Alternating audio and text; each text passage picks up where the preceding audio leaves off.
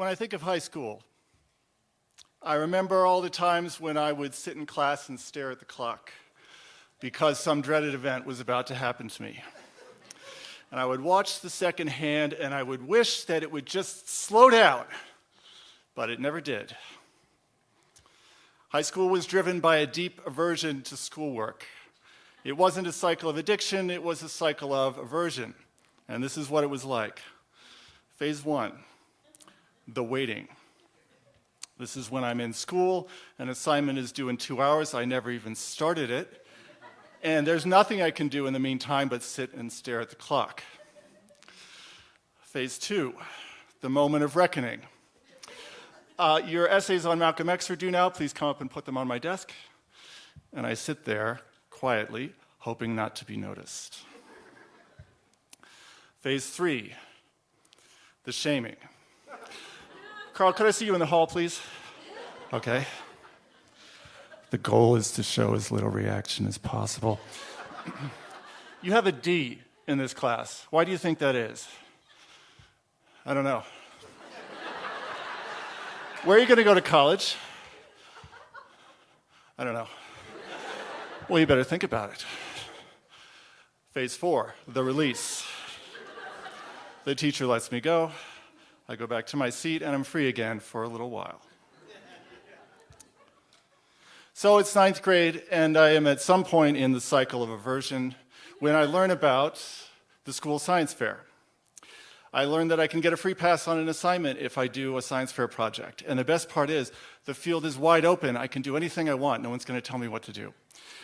And I think about it, and I realize I know the perfect topic, meta-logic. The idea is very simple. Mathematics is the language of nature. Logic is the language of mathematics. But clearly we need another layer, meta-logic, the universal language of everything. And I know about this because I read about it in a book. And that book was Gödel Bach by Douglas Hofstadter, the famous book that integrated art and science and explained the human mind. I'd even written a fan letter about this book. I wrote, Dear Douglas Hofstadter, I'm a great fan of your literary work. I would be very interested to see more of your work in mathematics and philosophy, especially that related to metalogic. If you are ever in the area, I hope you will stop by our school. He didn't write back, but the seed was planted. So I set about creating my own metalogic. I start with a list of rules.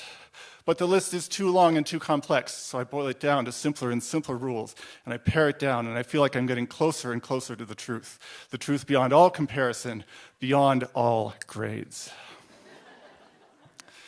Fast forward about 2 months, a friend of mine mentions that the science fair is on Thursday. I say, this Thursday? He says, yes.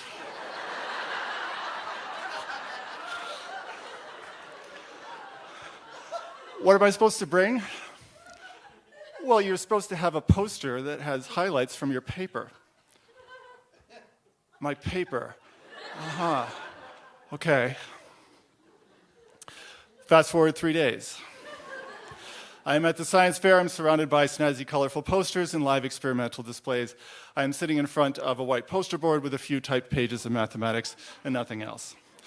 A judge comes over. Hi there, can you tell me about your work? Sure. So, I've reduced all of mathematics to 4 symbols. This symbol over here means that 2 things are related to one another. And this symbol over here also means that 2 things are related to one another, but in a different way. And over here, this is where I write all the rules of arithmetic using just those 4 symbols. Great, thanks a lot for explaining that to me. So do you have any other hobbies besides this? Yeah? Good, yeah, I just wouldn't want you to spend too much time on this stuff. It was really great meeting you. The shaming is more subtle at the science fair. The judge leaves, and I sit there for 45 agonizing minutes while nothing happens. I wish the clock would just speed up, but it doesn't. Finally, the science fair is over. Some of the projects are chosen to go on to the county science fair. My project is not chosen. So my attempt to escape from the cycle of aversion did not succeed. It wasn't until a few years later, when I was 18, that I figured out the real logic of the world that I was trapped in, and I moved on to better things. So growing up can involve repeating the same mistakes many times over. But even at those times, not everything goes to waste. A few months ago, I got a surprise email at work, and the email said, "Dear Dr. Miller, I've attached a scan of a charming letter that was sent to me by a ninth grader named Carl Miller many years ago, and I wonder if this might be a much younger incarnation of you. If you were the letter writer, I just wanted to say thanks for your youthful curiosity and kind words at the time. Sincerely, Douglas Richard Hofstadter."